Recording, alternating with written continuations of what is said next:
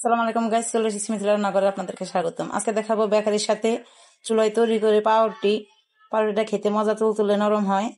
পাউরুটিটা তৈরি করতে আমি 1.5 কাপ ময়দা নিয়ে নিয়েছি। 1.5 কাপ ময়দা আমি দিয়ে দিব 1 কাপ চিনি।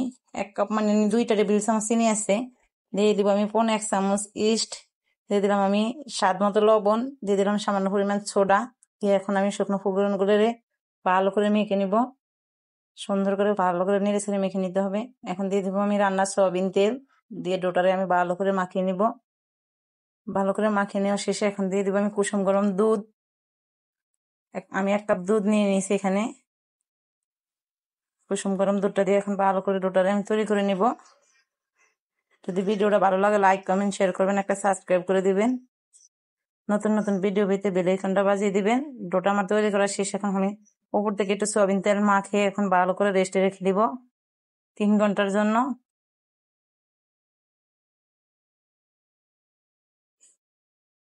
3 ঘন্টা পরে ফিরে আসলাম, দেখেন ফুলে ডবল।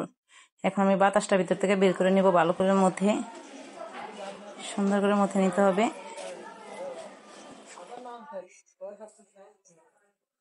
সুন্দর করে লম্বা শেপ দিয়ে এখন ভালো করে মধ্যে মধ্যে লম্বা শেপ দিয়ে নিবে সুন্দর করে।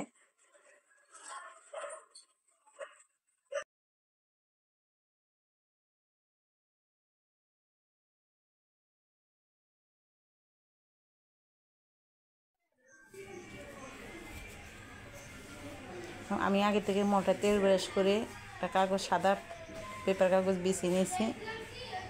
এখন তেল ব্রাশ করে উপর থেকে দিয়ে দিব আমি ডিমের কুসুমটা। ডিমের কুসুমটা দেওয়ার কারণে রুটি কালারটা খুব সুন্দর আসে, একদম বেকারির মতো।